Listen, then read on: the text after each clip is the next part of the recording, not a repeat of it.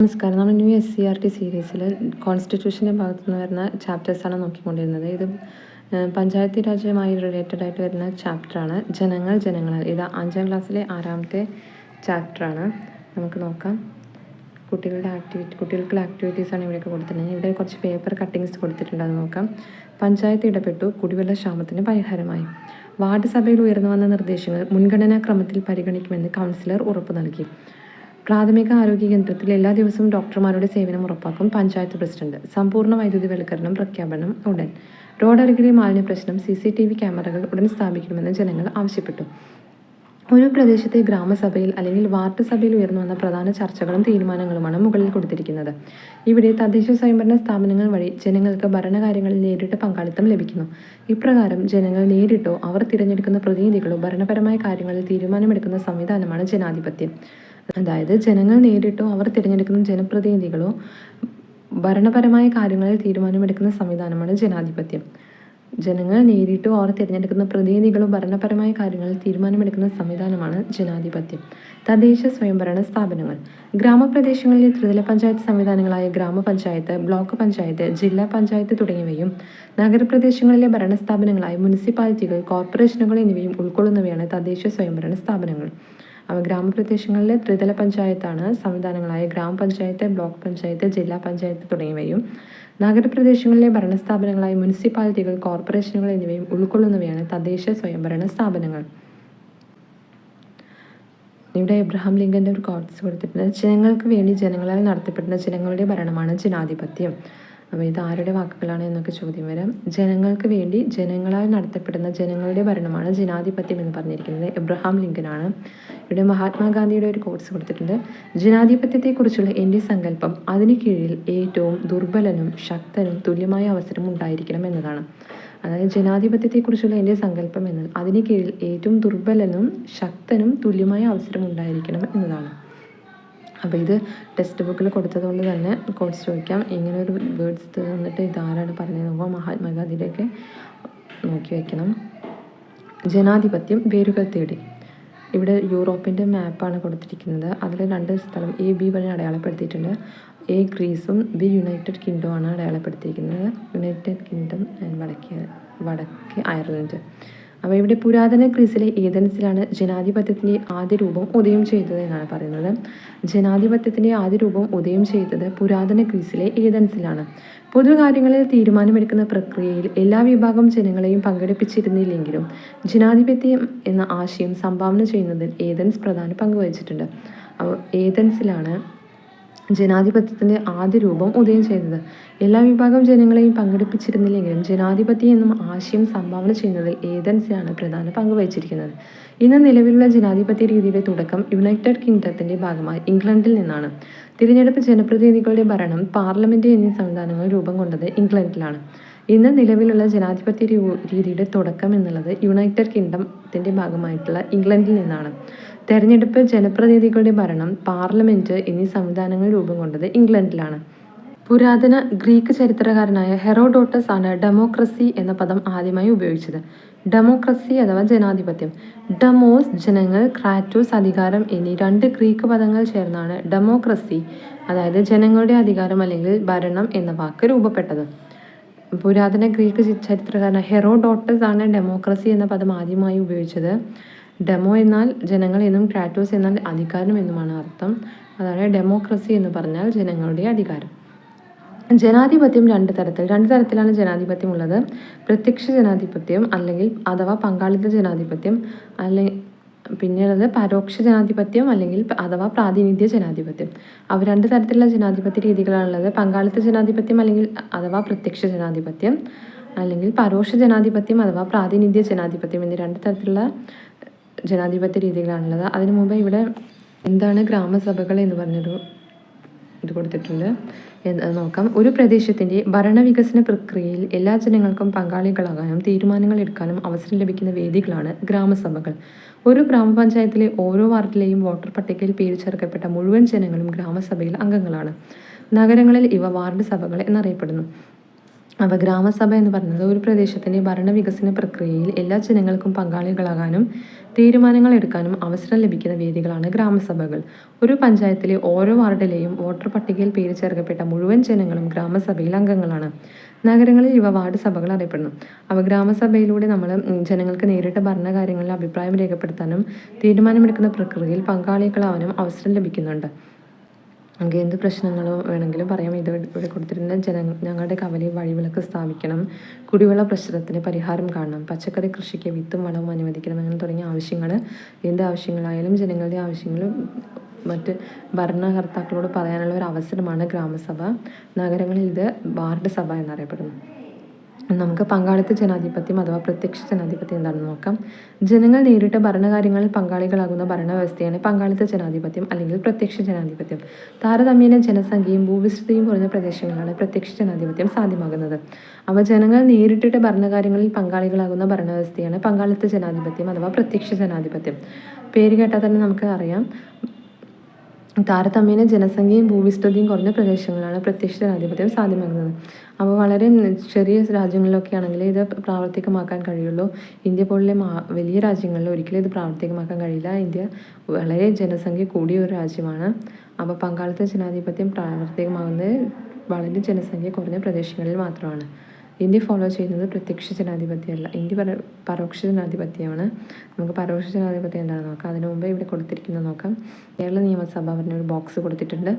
കേരള സംസ്ഥാനത്തിലെ നിയമനിർമ്മാണ സഭയാണ് കേരള നിയമസഭ. തിരുവനന്തപുരമാണ് നിയമസഭയുടെ ആസ്ഥാനം.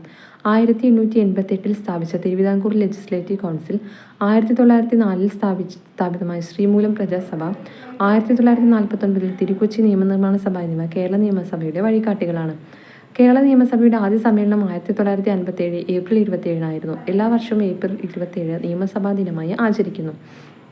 അപ്പോൾ കേരള സംസ്ഥാനത്തിൻ്റെ നിയമനിർമ്മാണ സഭയാണ് കേരള നിയമസഭ എന്നറിയപ്പെടുന്നത്. തിരുവനന്തപുരമാണ് നിയമസഭയുടെ ആസ്ഥാനം. 1888 സ്ഥാപിച്ച Thiruvithamkoor legislative council. Thiruvithamkoor legislative council സ്ഥാപിതമായത് 1888 ഇത് നമ്മൾ കേരള ഹിസ്റ്ററിയിൽ പഠിച്ചിട്ടുണ്ട്. 1904 സ്ഥാപിതമായ ശ്രീമൂലം പ്രജാസഭ, 1904 സ്ഥാപിതമായ ശ്രീമൂലം പ്രജാസഭ, 1949 തിരുക്കൊച്ചി നിയമനിർമ്മാണ സഭ എന്നിവ കേരള നിയമസഭയുടെ വഴികാട്ടികളാണ്. കേരള നിയമസഭയുടെ ആദ്യ സമ്മേളനം 1957 ഏപ്രിൽ 27 നടന്നത്. അതുകൊണ്ട് തന്നെ എല്ലാ വർഷവും ഏപ്രിൽ 27 നിയമസഭാ ദിനമായിട്ടാണ് ആചരിക്കുന്നുണ്ട്. ഗ്രാമസഭകളിൽ ജനങ്ങൾ നേരിട്ട് പങ്കാളികളാകുമ്പോൾ നിയമസഭയിൽ നമ്മുടെ പ്രതിനിധികളാണ് നമുക്ക് വേണ്ടി സംസാരിക്കുന്നത്. അത് ഗ്രാമസഭകളിൽ നമുക്ക് നേരിട്ട് പങ്കാളികളാകാം. നിയമസഭയിൽ നമ്മളെ വോട്ട് ചെയ്ത് തിരഞ്ഞെടുത്ത പ്രതിനിധികളാണ് നമുക്ക് വേണ്ടി സംസാരിക്കുന്നത്. അടുത്തത് പരോക്ഷ ജനാധിപത്യം അഥവാ പ്രാതിനിധ്യ ജനാധിപത്യം. ജനങ്ങൾ തിരഞ്ഞെടുക്കുന്ന പ്രതിനിധികൾ ജനങ്ങൾക്ക് വേണ്ടി ഭരണം നടത്തുന്ന ജനാധിപത്യ രീതിയാണ് പരോക്ഷ ജനാധിപത്യം അല്ലെങ്കിൽ പ്രാതിനിധ്യ ജനാധിപത്യം. ഇന്ത്യയെ പോലെ ജനസംഖ്യയും ഭൂവിസ്തൃതിയും കൂടിയ രാജ്യങ്ങളിൽ പ്രാതിനിധ്യ ജനാധിപത്യമാണ് പ്രായോഗികമായിട്ടുള്ളത്. അപ്പോൾ പ്രാതിനിധ്യ ജനാധിപത്യം എന്ന് പറഞ്ഞ പേരിൽ നിന്ന് തന്നെ നമുക്ക് കിട്ടും. അതായത് ജനങ്ങൾ തിരഞ്ഞെടുക്കുന്ന പ്രതിനിധികളാണ് ജനങ്ങൾക്ക് വേണ്ടി ഭരണം നടത്തുന്നത്. നമ്മുടെ രാജ്യത്ത് നടത്തുന്നത് ഇങ്ങനെയുള്ള ഇലക്ഷനാണ്. നമുക്ക് വേണ്ടിയിട്ട് ഒരു ജനപ്രതിനിധിയാണ് നമ്മൾ വോട്ട് ചെയ്ത് തിരഞ്ഞെടുക്കുന്നത്. അപ്പം ഇന്ത്യയെ പോലുള്ള ജനസംഖ്യയും ഭൂവിസ്തൃതിയും കൂടിയ രാജ്യങ്ങളിൽ പ്രാതിനിധ്യ ജനാധിപത്യമാണ് പ്രായോഗികമായിട്ടുള്ളത് എന്നാണ് പറയുന്നത്. ജനങ്ങൾ തിരഞ്ഞെടുക്കുന്ന പ്രതിനിധികൾ ജനങ്ങൾക്ക് വേണ്ടി ഭരണം നടത്തുന്ന ജനാധിപത്യ രീതിയാണ് പരോക്ഷ ജനാധിപത്യം അല്ലെങ്കിൽ പ്രാതിനിധ്യ ജനാധിപത്യം. ഇന്ത്യയെ പോലെ ജനസംഖ്യയും ഭൂവിസ്തൃതിയും കൂടിയ രാജ്യങ്ങളിൽ പ്രാതിനിധ്യ ജനാധിപത്യമാണ് പ്രായോഗികമായിട്ടുള്ളത്. പ്രത്യക്ഷ ജനാധിപത്യവും പരോക്ഷ ജനാധിപത്യവും താരതമ്യം ചെയ്ത് പട്ടിക പൂർത്തിയാക്കാൻ പറഞ്ഞിട്ടുണ്ട്.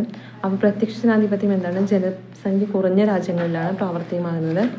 പരോക്ഷ ജനാധിപത്യം എന്നത് ജനസംഖ്യ കൂടിയ രാജ്യങ്ങളിൽ നിലനിൽക്കുന്നു. പിന്നുള്ളത് ജനങ്ങൾ നേരിട്ടാണ് കാര്യങ്ങളൊക്കെ തീരുമാനിക്കുന്നത്. പിന്നെ പരോക്ഷ ജനാധിപത്യത്തിൽ തിരഞ്ഞെടുക്കപ്പെട്ട ജനപ്രതിനിധികളാണ് തീരുമാനങ്ങൾ എടുക്കുന്നത്. ജനസംഖ്യ കുറഞ്ഞ രാജ്യങ്ങളിലാണ് സാധ്യമാകുന്നത്. പിന്നെ താരതമ്യേന ജനങ്ങൾ നേരിട്ട് ഭരണകാര്യങ്ങളിൽ പങ്കാളികളാകുന്നുണ്ട്. പ്രത്യക്ഷ ജനാധിപത്യത്തിൽ ജനങ്ങൾ തിരഞ്ഞെടുക്കുന്ന പ്രതിനിധികൾ ജനങ്ങൾക്ക് വേണ്ടി ഭരണം നടത്തുന്ന ജനാധിപത്യ രീതിയാണ് പരോക്ഷ ജനാധിപത്യം അഥവാ അല്ലെങ്കിൽ പ്രാതിനിധ്യ ജനാധിപത്യം. ഇതൊക്കെയാണ് ഇതിന് പ്രത്യേകതകൾ വരുന്നത്. ഇനി കൂടുതൽ രാജ്യങ്ങൾ കണ്ടെത്താം. ലോകത്തിലെ ഏറ്റവും വലിയ ജനാധിപത്യ രാജ്യം ഇന്ത്യയാണ്. സൗദി അറേബ്യയിൽ പുതിയ രാജാവ് അധികാരമേറ്റു. സ്വിറ്റ്സർലൻഡിൽ ഇപ്പോഴും പങ്കാളിത്ത ജനാധിപത്യം. അഫ്ഗാനിസ്ഥാനിൽ ജനാധിപത്യ ഭരണം അവസാനിച്ചു. മുകളിൽ കൊടുത്തിട്ടുള്ള തലക്കെട്ടുകൾ ഇവയിൽ നിന്ന് ജനാധിപത്യ ഭരണ സംവിധാനം നിലനിൽക്കുന്ന രാജ്യങ്ങൾ എന്തൊക്കെയാണ്? ജനാധിപത്യ ഭരണ സംവിധാനം. അപ്പോൾ ജനാധിപത്യത്തിൻ്റെ സവിശേഷതകൾ എന്തൊക്കെയാണെന്ന് നോക്കാം. ജനാധിപത്യ സംവിധാനത്തിൽ ജനങ്ങൾക്കാണ് പരമമായ അധികാരം. സ്വതന്ത്രവും നീതിപൂർവകവുമായ തെരഞ്ഞെടുപ്പ്. ഗവൺമെന്റിനെ വിമർശനങ്ങളിലൂടെ മെച്ചപ്പെടുത്താൻ സഹായിക്കുന്ന പ്രതിപക്ഷം. നിയമത്തിന് മുന്നിൽ എല്ലാവർക്കും തുല്യത ഉറപ്പുവരുത്തുന്ന നിയമവാഴ്ച. ജനങ്ങളെയും ഭരണകൂടത്തെയും തമ്മിൽ ബന്ധിപ്പിക്കാൻ സഹായിക്കുന്ന സ്വതന്ത്ര വാർത്താ മാധ്യമങ്ങൾ. സ്വതന്ത്രവും നിഷ്പക്ഷവുമായ നീതിന്യായ വ്യവസ്ഥ എന്നിവയൊക്കെയാണ് ഒരു ജനാധിപത്യ ഗവൺമെന്റിന്റെ സവിശേഷതകൾ. ജനാധിപത്യത്തിന്റെ സവിശേഷതകൾ എന്തൊക്കെയാണ്? ജനാധിപത്യ സംവിധാനങ്ങൾ ജനങ്ങൾക്കാണ് പരമമായ അധികാരം. സ്വതന്ത്രവും നീതിപൂർവകവുമായ തെരഞ്ഞെടുപ്പാണ്. ഗവൺമെന്റിനെ വിമർശനങ്ങളിലൂടെ മെച്ചപ്പെടുത്താൻ സഹായിക്കുന്ന പ്രതിപക്ഷമുണ്ട്. അപ്പോൾ ഗവൺമെന്റിനെ വിമർശനങ്ങളിലൂടെ മെച്ചപ്പെടുത്താൻ സഹായിക്കുന്ന പ്രതിപക്ഷ പാർട്ടികളെ നമുക്ക് വിമർശനങ്ങളിലൂടെ ഗവൺമെന്റിനെ മെച്ചപ്പെടുത്താൻ സഹായിക്കുന്നു. നിയമത്തിന് മുന്നിൽ എല്ലാവർക്കും തുല്യത ഉറപ്പുവരുത്തുന്ന നിയമവാഴ്ച. ജനങ്ങളെയും ഭരണകൂടത്തെയും തമ്മിൽ ബന്ധിപ്പിക്കാൻ സഹായിക്കുന്ന സ്വതന്ത്ര വാർത്താ മാധ്യമങ്ങൾ. നിയമത്തിന് മുന്നിൽ എല്ലാവർക്കും തുല്യത ഉറപ്പുവരുത്തുന്ന നിയമവാഴ്ച. അതായത് നിയമത്തിന് മുന്നിൽ എല്ലാവർക്കും തുല്യത. ഇപ്പോൾ ഭരിക്കുന്ന കക്ഷിയിലത്തെ ഒരു വ്യക്തിയാണ് കുറ്റം ചെയ്തതെങ്കിലും അവർക്ക് ശിക്ഷ കിട്ടുന്ന രീതിയിലുള്ള എല്ലാവർക്കും തുല്യത എന്ന് ഉറപ്പാക്കുന്ന ഒരു നിയമവാഴ്ചയാണ് ജനാധിപത്യ രാജ്യങ്ങളിലുള്ളത്. ജനങ്ങളെയും ഭരണകൂടത്തെയും തമ്മിൽ ബന്ധിപ്പിക്കാൻ സഹായിക്കുന്ന സ്വതന്ത്ര വാർത്താ മാധ്യമങ്ങളുണ്ട്. സ്വതന്ത്രവും നിഷ്പക്ഷവുമായ നീതിന്യായ വ്യവസ്ഥ എന്നിവയ്ക്കാണ് ജനാധിപത്യത്തിൻ്റെ സവിശേഷതകൾ. ഇനി അടുത്തത് തെരഞ്ഞെടുപ്പിലൂടെ. തെരഞ്ഞെടുപ്പുമായി ബന്ധപ്പെട്ട ചിത്രങ്ങൾ നൽകിയിരിക്കുന്നു. Election commission of India, voting machine, vote ചെയ്യുന്നത്, മഷി തേക്കുന്നതൊക്കെ ചിത്രത്തിൽ കൊടുത്തിട്ടുണ്ട്. അപ്പോൾ സാർവത്രിക പ്രായപൂർത്തി വോട്ടവകാശം. യാതൊരു വിവേചനങ്ങളുമില്ലാതെ നിശ്ചിത പ്രായം പൂർത്തിയായ എല്ലാവർക്കും തെരഞ്ഞെടുപ്പിൽ വോട്ട് ചെയ്യാനുള്ള അവകാശത്തെയാണ് സാർവത്രിക പ്രായപൂർത്തി വോട്ടവകാശം എന്ന് പറയുന്നത്. 1989 വരെ ഇന്ത്യയിൽ വോട്ടവകാശത്തിനുള്ള പ്രായം 21 വയസ്സായിരുന്നു. ഇപ്പോൾ അത് 18 വയസ്സാണ്. അപ്പോൾ 1989 61-ാം ഭരണഘടനാ ഭേദഗതിയിലൂടെ രാജീവ് ഗാന്ധി ഗവൺമെൻറ്റാണ് പ്രായം 21-ൽ നിന്ന് 18 വയസ്സായിട്ട് കുറച്ചത്. അപ്പോൾ യാതൊരു വിവേചനങ്ങളും ഇല്ലാതെ നിശ്ചിത പ്രായം, അതായത് 18 വയസ്സ് പൂർത്തിയായ എല്ലാവർക്കും തെരഞ്ഞെടുപ്പിൽ വോട്ട് ചെയ്യാനുള്ള അവകാശത്തെയാണ് സാർവത്രിക പ്രായപൂർത്തി വോട്ടവകാശം പറയുന്നത്. ഇതിന് യാതൊരു വിവേചനങ്ങളും ഇല്ല. അതായത് താഴ്ന്ന ജാതിക്കാരാണോ, സ്ത്രീകളാണോ, പുരുഷന്മാരാണോ, വയസ്സായവരാണോ, അങ്ങനെ ഒന്നുമില്ല. 18 വയസ്സായിട്ടുണ്ടോ ആർക്ക് വേണമെങ്കിലും വോട്ട് ചെയ്യാവുന്ന ഒരു സാർവത്രിക പ്രായപൂർത്തി വോട്ടവകാശമാണ് ഇന്ത്യയിൽ പ്രാബല്യത്തിലുള്ളത്.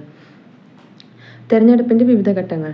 ഇതൊരു സ്കൂൾ പാർലമെൻറ്റ് മാതൃകാ തെരഞ്ഞെടുപ്പ് വിജ്ഞാപനത്തിൻ്റെ ആണ് ഇവിടെ കൊടുത്തിരിക്കുന്നത്. നമുക്ക് നോക്കാം. നമ്മുടെ രാജ്യത്തെ തെരഞ്ഞെടുപ്പുകളും ഇതുപോലെ വിവിധ ഘട്ടങ്ങളിലൂടെയാണ് കടന്നു പോകുന്നത്.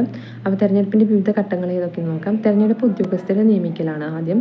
പിന്നെ തിരഞ്ഞെടുപ്പ് വിജ്ഞാപനം പുറപ്പെടുവിക്കും. ഇന്ന ഡേറ്റിൽ ഇലക്ഷൻ നടത്തും എന്നുള്ളൊരു ഇന്ന ഡേറ്റിൽ ഇലക്ഷൻ നടത്തും. അതിന് നാമനിർദ്ദേശ പത്രിക ഇന്ന ഡേറ്റ് മുതൽ ഇന്ന ഡേറ്റ് വരെ സമർപ്പിക്കാം. ഇന്ന ഡേറ്റിന് നാമനിർദ്ദേശ പത്രിക പിൻവലിക്കുന്നവർക്ക് പിൻവലിക്കാം. അങ്ങനെയുള്ള ഡേറ്റൊക്കെ പുറപ്പെടുവിക്കുന്നത് തെരഞ്ഞെടുപ്പ് കമ്മീഷനാണ്. ഈ തെരഞ്ഞെടുപ്പ് വിജ്ഞാപനം പുറപ്പെടുവിച്ചു കഴിഞ്ഞാൽ നാമനിർദ്ദേശ പത്രിക സമർപ്പിക്കലാണ്. പത്രികയുടെ സൂക്ഷ്മ പരിശോധന, നാമനിർദ്ദേശ പത്രിക പിൻവലിക്കൽ, തെരഞ്ഞെടുപ്പ് പ്രചരണം, വോട്ടെടുപ്പ്, വോട്ടെണ്ണലും ഫലപ്രഖ്യാപനവും, അങ്ങനെയുള്ള കാര്യങ്ങളൊക്കെ ഇതൊക്കെയാണ് തെരഞ്ഞെടുപ്പിൻ്റെ വിവിധ ഘട്ടങ്ങൾ. അപ്പോൾ തെരഞ്ഞെടുപ്പ് ഉദ്യോഗസ്ഥരെ നിയമിക്കൽ, തിരഞ്ഞെടുപ്പ് വിജ്ഞാപനം, നാമനിർദ്ദേശ പത്രിക സമർപ്പിക്കൽ, പത്രികയുടെ സൂക്ഷ്മ പരിശോധന, നാമനിർദ്ദേശ പത്രിക പിൻവലിക്കൽ, തിരഞ്ഞെടുപ്പ് പ്രചാരണം, വോട്ടെടുപ്പ്, വോട്ടെണ്ണലും ഫലപ്രഖ്യാപനവും, ഇതൊക്കെയാണ് തെരഞ്ഞെടുപ്പിൻ്റെ വിവിധ ഘട്ടങ്ങൾ. തെരഞ്ഞെടുപ്പുകൾ എന്തിന്? ജനാധിപത്യ സമുദായത്തിൽ ഭരണാധികാരികളെ തിരഞ്ഞെടുക്കുന്ന പ്രക്രിയയാണ് തെരഞ്ഞെടുപ്പ്. ഇതിനു പുറമെ മറ്റു ചില ധർമ്മങ്ങളും തെരഞ്ഞെടുപ്പുകൾ നിർവഹിക്കുന്നുണ്ട്. തെരഞ്ഞെടുപ്പിൻ്റെ ധർമ്മങ്ങൾ എന്തൊക്കെയാണെന്ന് നോക്കാം. ഗവൺമെൻറ്റുകൾ രൂപീകരിക്കുന്നു, എല്ലാവർക്കും പ്രാതിനിധ്യം നൽകുന്നു, ഭരണകർത്താക്കളെ വളർത്തിയെടുക്കുന്നു, ജനാധിപത്യം ശക്തിപ്പെടുത്തുന്നു, വോട്ടർമാരെ ബോധവൽക്കരിക്കുന്നു. അപ്പോൾ തെരഞ്ഞെടുപ്പിൻ്റെ ധർമ്മങ്ങൾ എന്ന് പറഞ്ഞാൽ ഗവൺമെൻറ്റുകൾ രൂപീകരിക്കുന്നു, എല്ലാവർക്കും പ്രാതിനിധ്യം നൽകുന്നു, ഭരണകർത്താക്കളെ വളർത്തിയെടുക്കുന്നു, ജനാധിപത്യം ശക്തിപ്പെടുത്തുന്നു, വോട്ടർമാരെ ബോധവൽക്കരിക്കുന്നു എന്നിവയൊക്കെയാണ് തെരഞ്ഞെടുപ്പിൻ്റെ ധർമ്മങ്ങൾ. കേന്ദ്ര തെരഞ്ഞെടുപ്പ് കമ്മീഷൻ രാഷ്ട്രപതി, ഉപരാഷ്ട്രപതി എന്നീ പദവികളിലേക്കും പാർലമെന്റ്, സംസ്ഥാന നിയമസഭകൾ എന്നിവിടങ്ങളിലേക്കും സ്വതന്ത്രവും നീതിപൂർവകവുമായ തെരഞ്ഞെടുപ്പ് നടത്തുകയാണ് തെരഞ്ഞെടുപ്പ് കമ്മീഷന്റെ ചുമതല. 3 അംഗങ്ങളുള്ള തെരഞ്ഞെടുപ്പ് കമ്മീഷനിൽ മുഖ്യ തെരഞ്ഞെടുപ്പ് കമ്മീഷണർ ഉൾപ്പെടെ എല്ലാവരെയും നിയമിക്കുന്നത് രാഷ്ട്രപതിയാണ്. കേന്ദ്ര തെരഞ്ഞെടുപ്പ് കമ്മീഷനുണ്ട്. അത് രാഷ്ട്രപതി, ഉപരാഷ്ട്രപതി എന്നീ പദവികളിലേക്കും പാർലമെൻറ്റ്, സംസ്ഥാന നിയമസഭകൾ എന്നിവിടങ്ങളിലേക്കും സ്വതന്ത്രവും നീതിപൂർവകവുമായ തെരഞ്ഞെടുപ്പ് നടത്തുകയാണ് തെരഞ്ഞെടുപ്പ് കമ്മീഷൻ്റെ ചുമതല. 3 അംഗങ്ങളുള്ള തെരഞ്ഞെടുപ്പ് കമ്മീഷനിൽ മുഖ്യ തെരഞ്ഞെടുപ്പ് കമ്മീഷണർ ഉൾപ്പെടെ എല്ലാവരെയും നിയമിക്കുന്നത് രാഷ്ട്രപതിയാണ്. ജനാധിപത്യം ഒരു ജീവിതക്രമം. ഇവിടെ കുറച്ച് സംഭാഷണങ്ങൾ കൊടുത്തിട്ടുണ്ട്. ഈ ക്രിസ്മസ് അവധിക്ക് നമുക്കൊരു യാത്ര പോയാലോ? പോകാമല്ലോ? എവിടെ പോകാം? നമുക്ക് എറണാകുളത്തേക്ക് പോയാലോ? എനിക്ക് മൂന്നാറിൽ പോയാൽ മതി. എനിക്ക് മൂന്നാറിൽ പോകാൻ ഇഷ്ടം. എല്ലാവർക്കും സമ്മതമാണ്. ഞാൻ അത് മതി, അവിടെ ധാരാളം കാണുന്നില്ല, അത് നമുക്ക് പോകാം. എല്ലാവരുടെയും അഭിപ്രായങ്ങൾ പരിഗണിച്ചുകൊണ്ട് തീരുമാനങ്ങൾ എടുക്കുമ്പോഴാണ് ജനാധിപത്യം കുടുംബത്തിൽ പ്രായോഗികമാകുന്നത്. എല്ലാവരുടെയും അഭിപ്രായങ്ങൾ പരിഗണിച്ചുകൊണ്ട് തീരുമാനങ്ങൾ എടുക്കുമ്പോഴാണ് ജനാധിപത്യം കുടുംബത്തിൽ പ്രായോഗികമാകുന്നത്. അതുപോലെ തന്നെ ജനാധിപത്യം വിദ്യാലയത്തിലാണെങ്കിലും ഇതുപോലെ എല്ലാവരുടെ അഭിപ്രായം മാനിച്ചുകൊണ്ട് തീരുമാനങ്ങൾ എടുക്കുമ്പോഴാണ് ജനാധിപത്യം വിദ്യാലയത്തിലും പ്രാബല്യമാകുന്നത്. ജനാധിപത്യം പൊതു ഇടങ്ങളിൽ ഇവിടെ കൊടുത്തിട്ടുണ്ട്. താഴെ കൊടുത്തിട്ടുള്ള സാഹചര്യങ്ങൾ ഇവിടെയൊക്കെയാണ് ജനാധിപത്യം പാലിക്കപ്പെടുന്നത്. ബസ്, പൊതു ഇടങ്ങൾ വൃത്തിയായി സൂക്ഷിക്കുക, മറ്റുള്ളവരുടെ താല്പര്യങ്ങൾ മാനിക്കുക, പൊതു നിയമങ്ങൾ അനുസരിക്കുക എന്നിവ ജനാധിപത്യ ജീവിതക്രമത്തിന് അനിവാര്യമാണ്. ബസ്സിലിരുന്നവർക്ക് സംസാരിക്കുന്നതോ, റോഡിലൂടെ ക്രോസ് ചെയ്തിട്ട് വാഹനങ്ങൾക്ക് പോകാൻ സമ്മതമില്ലാതെ നടക്കുന്നതോ, വാഹനങ്ങൾ തടസ്സപ്പെടുത്തിക്കൊണ്ട് റോഡിലൂടെ നടക്കുന്നതോ ഒന്നും ജനാധിപത്യത്തിന് നല്ലതല്ല. പൊതു ഇടങ്ങൾ വൃത്തിയായി സൂക്ഷിക്കുന്നതും മറ്റുള്ളവരുടെ താല്പര്യങ്ങൾ മാനിക്കുന്നതും പൊതു നിയമങ്ങൾ അനുസരിക്കുക എന്നിവയെല്ലാം ജനാധിപത്യ ജീവിതക്രമത്തിന് അനിവാര്യമാണ്. ഭരണാധികാരികളെ തിരഞ്ഞെടുക്കുന്നതിനുമപ്പുറം ജീവിതത്തിൻ്റെ എല്ലാ തലങ്ങളിലും ജനാധിപത്യം പുലർത്തേണ്ടതുണ്ട്. ആഹാരം, വസ്ത്രം, തൊഴിൽ എന്നിവ തിരഞ്ഞെടുക്കുവാനുള്ള സ്വാതന്ത്ര്യവും അഭിപ്രായങ്ങൾ തുറന്നു പറയുവാൻ കഴിയുന്ന സാഹചര്യവും ജനാധിപത്യ സമൂഹത്തിൻ്റെ സവിശേഷതകളാണ്. കൂടാതെ തുല്യ പദവി, തുല്യ അവസരം, വിഭവങ്ങൾക്ക് മേലുള്ള തുല്യമായ അവകാശം എന്നീ സാഹചര്യങ്ങൾ കൂടി അനുഭവവേദ്യമാകുമ്പോഴാണ് ജനാധിപത്യം അർത്ഥപൂർണ്ണമാകുന്നത്. ഭരണാധികാരികളെ തിരഞ്ഞെടുക്കുന്നതിനുമപ്പുറം ജീവിതത്തിൻ്റെ എല്ലാ തലങ്ങളിലും ജനാധിപത്യം പുലർത്തേണ്ടതുണ്ട്. ആഹാരം, വസ്ത്രം, തൊഴിൽ എന്നിവ തിരഞ്ഞെടുക്കുവാനുള്ള സ്വാതന്ത്ര്യവും അഭിപ്രായങ്ങൾ തുറന്നു പറയാൻ കഴിയുന്ന സാഹചര്യവും ജനാധിപത്യ സമൂഹത്തിൻ്റെ സവിശേഷതകളാണ്. കൂടാതെ തുല്യ പദവി, തുല്യ അവസരം, വിഭവങ്ങൾക്ക് മേലുള്ള തുല്യമായ അവകാശം എന്നീ സാഹചര്യങ്ങൾ കൂടി അനുഭവവേദ്യമാകുമ്പോഴാണ് ജനാധിപത്യം അർത്ഥപൂർണ്ണമാകുന്നത്. ഇത്രയാണ് ഈ ചാപ്റ്ററിൽ പറയുന്നത്. നമുക്ക് ചാപ്റ്ററിൻ്റെ PDF എൻ്റെ ടെലിഗ്രാം ചാനൽ അവൈലബിൾ ആയിരിക്കും. ടെലിഗ്രാം ചാനലിൽ ലിങ്ക് ഞാൻ കമൻറ്റ് ബോക്സിൽ പിൻ ചെയ്ത് വയ്ക്കാം. നമുക്ക് അടുത്ത ചാപ്റ്റർ നോക്കാം. അടുത്ത ചാപ്റ്റർ ഇത് 7ാം ക്ലാസ്സിലെ സെക്കൻഡ് പാർട്ടിൽ വരുന്നൊരു ചാപ്റ്ററാണ്. 8ാമത്തെ ചാപ്റ്ററാണ് അധികാരം ജനങ്ങൾക്ക്. ഇതും പഞ്ചായത്ത് രാജിനെ റിലേറ്റ് ചെയ്ത് വരുന്നൊരു ചാപ്റ്ററാണ്. നമ്മൾ നോക്കിയപ്പോൾ 5ാം ക്ലാസ്സിലെ ചാപ്റ്ററിൻ്റെ ഒരു ഫോളോ അപ്പ് ആയിട്ട് വരുന്നൊരു ചാപ്റ്ററാണ്. നമുക്ക് നോക്കാം. അധികാരം ജനങ്ങൾക്ക്. വികസനത്തിൻ്റെ പൂക്കോട്ടുമല മാതൃക. പൂക്കോട്ടുമല ഗ്രാമത്തെക്കുറിച്ചുള്ള വാർത്താ തലക്കെട്ടുകൾ ശ്രദ്ധിച്ചല്ലോ. ജനങ്ങളുടെ പങ്കാളിത്തം കൊണ്ട് സുസ്ഥിര പുരോഗതി കൈവരിച്ച ഗ്രാമമാണ് പൂക്കോട്ടുമല. ഭക്ഷ്യ സ്വയം പര്യാപ്തത, തണ്ണീർത്തട വികസനം, എല്ലാ വാർഡുകളിലും പച്ചത്തുരുത്തുകൾ, തരിശുരഹിത ഗ്രാമം, ജലസമൃദ്ധി പദ്ധതി, ഫിലമെന്റ് രഹിത ഗ്രാമം തുടങ്ങി അനവധി വികസന പ്രവർത്തനങ്ങളാണ് തദ്ദേശ സ്വയംഭരണ സ്ഥാപനങ്ങളുടെ പങ്കാളിത്തത്തോടെ വിവിധ വാർഡുകളിലായി നടപ്പാക്കിയിട്ടുള്ളത്. ഗ്രാമസഭകളിലെ മികച്ച ജനപങ്കാളിത്തവും ആസൂത്രണവും ഉദ്യോഗസ്ഥരുടെ കൃത്യമായ ഇടപെടലും മേൽനോട്ടവും ജനങ്ങളുടെ അർപ്പണ മനോഭാവവുമാണ് പൂക്കോട്ടുമല ഗ്രാമത്തിന്റെ വികസനം ഇത്തരത്തിൽ സാധ്യമാക്കിയത്. ഗ്രാമസഭകളിലൂടെയോ വാർഡ് സഭകളിലൂടെയോ ആസൂത്രണം ചെയ്ത് നടപ്പിൽ വരുത്തിയ ചില വികസന പ്രവർത്തനങ്ങൾ നിങ്ങളുടെ പ്രദേശത്തും ഉണ്ടാകുമല്ലോ. ഗ്രാമസഭ അല്ലെങ്കിൽ വാർഡ് സഭകളെ അടുത്തറിയുമ്പോൾ, കഴിഞ്ഞ ദിവസമാണ് ഞാൻ എൻ്റെ വാർഡിലെ ഗ്രാമസഭ ആദ്യമായി സന്ദർശിച്ചത്. പൊതുജനങ്ങൾക്ക് നാടിൻ്റെ വികസനം സംബന്ധിച്ച ചർച്ചകളിൽ പങ്കെടുക്കാനും അഭിപ്രായം പറയാനും തീരുമാനമെടുക്കുന്നതിൽ പങ്കാളികളാകാനും കഴിയുന്നത് എപ്രകാരമാണെന്ന് എനിക്ക് നേരിട്ടറിയാൻ കഴിഞ്ഞു. ഒരു ഗ്രാമപഞ്ചായത്തിലെ ഓരോ വാർഡിലെയും വോട്ടർ പട്ടികയിൽ പേരുള്ള എല്ലാവരും ഉൾക്കൊള്ളുന്ന സഭയാണ് ഗ്രാമസഭ. നഗരങ്ങളിൽ ഇത് വാർഡ് സഭ എന്ന പേരിലാണ് അറിയപ്പെടുന്നത്. ഗ്രാമസഭയിൽ പ്രാദേശിക വികസന ചർച്ചകൾക്ക് മാത്രമല്ല ജനങ്ങളുടെ ജീവിത വിഷയങ്ങൾ സംബന്ധിച്ചുള്ള ചർച്ചകൾക്കും അവസരമുണ്ടാകുമെന്നത് എനിക്ക് കിട്ടിയ പുതിയ അറിവാണ്. കുറഞ്ഞത് 3 മാസത്തിലൊരിക്കലാണ് ഗ്രാമസഭ വിളിച്ചു ചേർക്കുന്നത്. പൗരസമത്വവും തുല്യാവകാശവും ഉറപ്പാക്കാനുള്ള വേദി കൂടിയാണ് ഗ്രാമസഭ എന്ന് അധ്യക്ഷ പ്രസംഗത്തിൽ പഞ്ചായത്ത് പ്രസിഡന്റ് ഓർമ്മിപ്പിച്ചു. ജനാധിപത്യ ഭരണ പ്രക്രിയയിൽ ജനങ്ങൾക്ക് നേരിട്ട് പങ്കാളികളാകാനും തീരുമാനമെടുക്കാനുമുള്ള അവസരമാണ് ഗ്രാമസഭകൾ വഴി ലഭിക്കുന്നതെന്ന് കൺവീനറായ വാർഡ് മെമ്പറും പറയുകയുണ്ടായി. നമ്മുടെ ഇടം സജീവ പങ്കാളിത്തം ഉണ്ടാകേണ്ട ഇടമാണ് ഗ്രാമസഭകളെന്ന് എനിക്ക് ബോധ്യമായി. ഗ്രാമസഭ ജനങ്ങൾക്ക് നേരിട്ട് പങ്കാളികളാകാനും തീരുമാനമെടുക്കാനുള്ള അവസരമാണ് ഗ്രാമസഭകൾ വഴി ലഭിക്കുന്നത്. ഓരോ 3 മാസം കൂടുമ്പോഴും ഗ്രാമസഭകൾ ചേരേണ്ടത് നിർബന്ധമാണ്. വാർഡ് മെമ്പറും ഗ്രാമപഞ്ചായത്ത് പ്രസിഡന്റും എല്ലാവരും അടങ്ങിയിട്ടുള്ള നമ്മുടെ ജനങ്ങളുടെ ആവശ്യങ്ങൾ, ഏത് ആവശ്യങ്ങളായാലും പറയാൻ പറ്റുന്ന ഒരു സ്ഥലമാണ് ഗ്രാമസഭ. ഇവിടെ ഗ്രാമസഭ ഗ്രാമസഭയ്ക്ക് നോട്ടീസ് ഇറക്കിയിട്ട് നമ്മൾ കണ്ടിട്ടുണ്ടാകും. ഗ്രാമസഭയുടെ നോട്ടീസൊക്കെ നമ്മുടെ വീട്ടിലും കിട്ടിയിട്ടുണ്ടായിരിക്കും അങ്ങനെയുള്ള നോട്ടീസൊക്കെ. മുകളിൽ നൽകിയിരിക്കുന്ന നോട്ടീസും ചിത്രവും ശ്രദ്ധിച്ചാൽ ഗ്രാമസഭ വിളിച്ചു ചേർക്കുന്നതിനുള്ള നോട്ടീസിൻ്റെയും ഗ്രാമസഭയുടെയും ചിത്രങ്ങളാണിവ. നോട്ടീസിൽ നിന്ന് എന്തൊക്കെ പ്രവർത്തനങ്ങളാണ് ഗ്രാമസഭയിൽ നടക്കുന്നതെന്ന് കണ്ടെത്തുക. ഗ്രാമസഭകളിൽ നടക്കുന്ന പ്രവർത്തനങ്ങൾ: നാടിൻ്റെ പൊതുവികസനം സംബന്ധിച്ച ചർച്ചകൾ, പ്രതിഭകളെ ആദരിക്കൽ, വ്യക്തിഗത ആനുകൂല്യങ്ങൾക്കുള്ള ഗുണഭോക്താക്കളെ തിരഞ്ഞെടുക്കൽ, നമുക്ക് മുന്നേറാം, സ്ത്രീ ശാക്തീകരണ പരിപാടി. ഇങ്ങനെയുള്ള പരിപാടികളൊക്കെയാണ് ഗ്രാമസഭകളിലൂടെ നടക്കുന്നത്. അടുത്തത് ക്ലാസ് സഭ ചേരാം. നിങ്ങളുടെ വിദ്യാലയത്തെ ഒരു ഗ്രാമപഞ്ചായത്തായും ക്ലാസ്സിനെ ഒരു വാർഡായും സങ്കല്പിച്ച് നമുക്കൊരു മാതൃകാ ക്ലാസ് സഭ ചേർന്നാലോ? ഇനി ഗ്രാമങ്ങൾ അടിസ്ഥാനമാകുമ്പോൾ ഗാന്ധിജിയുടെ സ്വപ്നം പറയുന്നത്, ഇവിടെ ഗാന്ധിജിയുടെ ഒരു കോട്സ് കൊടുത്തിട്ടുണ്ട്. എൻ്റെ സങ്കല്പത്തിലുള്ള ഗ്രാമസ്വരാജ് മുഖ്യ ആവശ്യങ്ങൾക്ക് വേണ്ടി അയൽക്കാരെ ആശ്രയിക്കേണ്ട, ആവശ്യമില്ലാത്തതും ആശ്രയം ഒരു ആവശ്യമായി തീർന്നാൽ മാത്രം മറ്റുള്ളവരുമായി പരസ്പര സഹായത്തിൽ ഏർപ്പെടുത്തുന്നതുമായ ഒരു പൂർണ്ണ റിപ്പബ്ലിക്കാണ്. അതിനാൽ ഓരോ ഗ്രാമത്തിൻ്റെയും പ്രധാന താല്പര്യം ഭക്ഷ്യവിളവും തുണിക്ക് ആവശ്യമായ പരുത്തിയുടെ വിളവും വർദ്ധിപ്പിക്കുക എന്നതായിരിക്കും.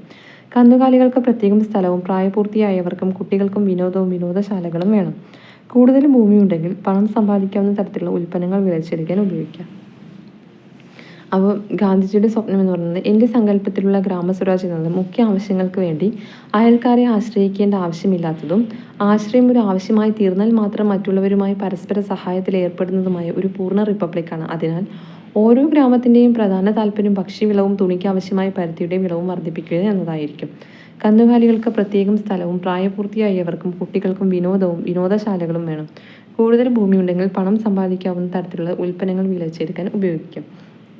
അപ്പോൾ ഗാന്ധി സാഹിത്യ സംഗ്രഹം, ഈ ഹരിജൻ എന്ന പത്രത്തിൽ 26/7/1942 അച്ചടിച്ച് വന്നിട്ടുള്ളൊരു വാർത്തയാണിത്. ഗാന്ധിജിയുടെ സ്വപ്നം. ഗ്രാമങ്ങളുടെ വികസനത്തെക്കുറിച്ച് ഗാന്ധിജിയുടെ കാഴ്ചപ്പാടുകൾ എന്തെല്ലാമാണെന്ന് കണ്ടെത്തുക. ഗ്രാമവികസനത്തെ പറ്റി ഗാന്ധിജിയുടെ കാഴ്ചപ്പാടുകൾ എന്തൊക്കെയാണ് അതിൽ പറയുന്നത്? ഗ്രാമത്തിൻ്റെ പ്രധാന ആവശ്യങ്ങളിൽ സ്വയം പര്യാപ്തത കൈവരിക്കുക, ഓരോ ഗ്രാമത്തിനും ആവശ്യമായ ഉൽപ്പന്നങ്ങളുടെ വിളവ് അവിടെ വർദ്ധിപ്പിക്കുക, പ്രായപൂർത്തിയായവർക്കും കുട്ടികൾക്കും വേണ്ടിയിട്ട് വിനോദവും വിനോദശാലകളും ആരംഭിക്കുക, ഭൂമിയുണ്ടെങ്കിൽ പണം സമ്പാദിക്കാവുന്ന തരത്തിൽ ഉൽപ്പന്നങ്ങൾ വിളയിച്ചെടുക്കുക. ഇതൊക്കെയാണ് ഗാന്ധിജിയുടെ കണ്ട സ്വപ്നങ്ങൾ. ഇന്ത്യയുടെ ആത്മാവ് ഗ്രാമങ്ങളിലാണ് കുടികൊള്ളുന്നതെന്നും ഗ്രാമങ്ങളുടെ വികസനത്തിലൂടെ മാത്രമേ രാജ്യപുരോഗതി സാധ്യമാകൂ എന്നുമാണ് ഗാന്ധിജി വിശ്വസിച്ചത്. ജനാധിപത്യ ഭരണത്തിൻ്റെ അടിസ്ഥാന ഘടകം ഗ്രാമങ്ങളായതിനാൽ പഞ്ചായത്തുകളുടെ അധികാരം എത്രത്തോളം വർദ്ധിക്കുന്നുവോ അത്രത്തോളം അത് ജനക്ഷേമകരമായിരിക്കും. സ്വയംഭരണ ഗവൺമെൻറ് എന്ന അർത്ഥത്തിലാണ് ഗാന്ധിജി ഗ്രാമസ്വരാജിനെ വിശേഷിപ്പിച്ചത്. ഗാന്ധിജി സ്വപ്നം കണ്ട ഗ്രാമസ്വരാജ് നടപ്പിലാക്കുന്നതിനുള്ള മാർഗമാണ് അധികാര വികേന്ദ്രീകരണം. ജനങ്ങളിലേക്ക് അധികാരം വികേന്ദ്രീകരിക്കപ്പെടുമ്പോഴാണ് ഗ്രാമസ്വരാജ് എന്ന സങ്കല്പം പൂർണ്ണമാകുന്നത്. ഇന്ത്യയുടെ ആത്മാവ് ഗ്രാമങ്ങളിലാണ് കുടികൊള്ളുന്നതെന്നും ഗ്രാമങ്ങളുടെ വികസനത്തിലൂടെ മാത്രമേ രാജ്യപുരോഗതി സാധ്യമാകൂ എന്നുമാണ് ഗാന്ധിജി വിശ്വസിച്ചത്. ജനാധിപത്യ ഭരണത്തിൻ്റെ അടിസ്ഥാന ഘടകം ഗ്രാമങ്ങളായതിനാൽ ഗ്രാമപഞ്ചായത്തുകളുടെ അധികാരം എത്രത്തോളം വർദ്ധിക്കുന്നുവോ അത്രത്തോളം അത് ജനക്ഷേമകരമായിരിക്കും. സ്വയംഭരണ ഗവൺമെൻറ് എന്ന അർത്ഥത്തിലാണ് ഗാന്ധിജി ഗ്രാമസ്വരാജിനെ വിശേഷിപ്പിച്ചത്. ഗാന്ധിജി സ്വപ്നം കണ്ട ഗ്രാമസ്വരാജ് നടപ്പിൽ വരുത്തുന്നതിനുള്ള മാർഗമാണ് അധികാര വികേന്ദ്രീകരണം. ജനങ്ങളിലേക്ക് അധികാരം വികേന്ദ്രീകരിക്കപ്പെടുമ്പോഴാണ് ഗ്രാമസ്വരാജ് എന്ന സങ്കല്പം പൂർണ്ണമാകുന്നത്. അടുത്തത് അധികാരം വികേന്ദ്രീകരിക്കുമ്പോൾ. അവിടെ കുറച്ച് വാർത്ത കൊടുത്തിട്ടുണ്ട്. ഗ്രാമപഞ്ചായത്ത് ഇടപെട്ടു, പാലം പണി വേഗത്തിൽ പൂർത്തിയായി. വാർഡ് വികസന സമിതി സജീവമായി, എല്ലാവർക്കും കുടിനീർ സുലഭം. ജനങ്ങൾ മുൻകൈയെടുത്തു, പാതയോരങ്ങളിൽ തണൽ വിരിഞ്ഞു. അർഹരായവരെ കണ്ടെത്താൻ ഗ്രാമസഭയിൽ പ്രത്യേക സമിതി. സ്വപ്നഭവനം പദ്ധതി യാഥാർത്ഥ്യമായി. കർഷക കൂട്ടായ്മ ഉണർന്നു, കൊയ്ത്തു യന്ത്രങ്ങൾ പാടത്തേക്ക്. ജനപങ്കാളിത്തമേറെ, ഗ്രാമത്തിലെ റോഡുകൾ സജ്ജം, സഞ്ചാരയോഗ്യം. അധികാരം ചിലരിൽ മാത്രം കേന്ദ്രീകരിക്കുമ്പോഴല്ല, പകരം എല്ലാ ജനങ്ങളിലേക്കും വികേന്ദ്രീകരിക്കപ്പെടുമ്പോഴാണ് ജനാധിപത്യം അർത്ഥപൂർണ്ണമാകുന്നത്. ഇത്തരത്തിൽ ഒരു രാഷ്ട്രീയ വ്യവസ്ഥയിലോ ഭരണ സംവിധാനത്തിലോ തീരുമാനങ്ങൾ എടുക്കാനും നടപ്പിലാക്കാനുമുള്ള അധികാരം ജനങ്ങളിലേക്ക് നിയമപരമായി കൈമാറുന്നതാണ് അധികാര വികേന്ദ്രീകരണം. അപ്പോൾ ഒരു രാഷ്ട്രീയ വ്യവസ്ഥയിലോ ഭരണ സംവിധാനത്തിലോ തീരുമാനങ്ങൾ എടുക്കാനും നടപ്പിലാക്കാനുമുള്ള അധികാരം ജനങ്ങളിലേക്ക് നിയമപരമായി കൈമാറുന്നതാണ് അധികാര വികേന്ദ്രീകരണം. അധികാര കേന്ദ്രീകരണം. ഭരണകാര്യങ്ങളിൽ തീരുമാനമെടുക്കുന്നതിനും നടപ്പിലാക്കുന്നതിനുമുള്ള അധികാരം ചിലരിൽ മാത്രം നിക്ഷിപ്തമാകുന്നതാണ് അധികാര കേന്ദ്രീകരണം. ഇവിടെ സാധാരണക്കാർക്ക് ഭരണകാര്യങ്ങളിൽ പങ്കാളികളാകാനുള്ള അവസരം താരതമ്യേന കുറവാണ്. അധികാര കേന്ദ്രീകരണം എന്ന് പറഞ്ഞാൽ ഭരണകാര്യങ്ങളിൽ തീരുമാനമെടുക്കുന്നതിനും നടപ്പാക്കുന്നതിനുമുള്ള അധികാരം ചിലരിൽ മാത്രം നിക്ഷിപ്തമായിരിക്കും. ഇവിടെ സാധാരണക്കാർക്ക് ഭരണകാര്യങ്ങളിൽ പങ്കാളികളാകാനുള്ള അവസരം താരതമ്യേന കുറവാണ്. അടുത്ത അധികാര വികേന്ദ്രീകരണത്തിൻ്റെ സവിശേഷതകൾ എന്തൊക്കെയാണെന്ന് നോക്കാം. അധികാര വികേന്ദ്രീകരണം പ്രാദേശിക വികസനത്തിന് പ്രാധാന്യം നൽകുന്നു. വികസന ആവശ്യങ്ങൾക്ക് മുൻഗണന നിശ്ചയിക്കാൻ കഴിയുന്നു. സ്ത്രീകൾക്കും മറ്റു പാർശ്വവൽക്കരിക്കപ്പെട്ടവർക്കും നേതൃശേഷിയും ഭരണപരിചയവും കൈവരുന്നു. പ്രാദേശിക സമ്പദ് വ്യവസ്ഥയുടെ വികസനം പൊതുജനങ്ങൾക്ക് ഭരണകാര്യങ്ങളിൽ കൂടുതൽ അധികാരവും പങ്കാളിത്തവും. അപ്പോൾ അധികാര വികേന്ദ്രീകരണത്തിൻ്റെ സവിശേഷതകൾ എന്തൊക്കെയാണ്? പ്രാദേശിക വികസനത്തിന് പ്രാധാന്യം നൽകുന്നു. വികസന ആവശ്യങ്ങൾക്ക് മുൻഗണന നിശ്ചയിക്കാൻ കഴിയുന്നു. സ്ത്രീകൾക്കും മറ്റ് പാർശ്വവൽക്കരിക്കപ്പെട്ടവർക്കും നേതൃശേഷിയും ഭരണപരിചയവും കൈവരുന്നു. പ്രാദേശിക സമ്പദ് വ്യവസ്ഥയുടെ വികസനം പൊതുജനങ്ങൾക്ക് ഭരണകാര്യങ്ങളിൽ കൂടുതൽ അധികാരവും പങ്കാളിത്തവും.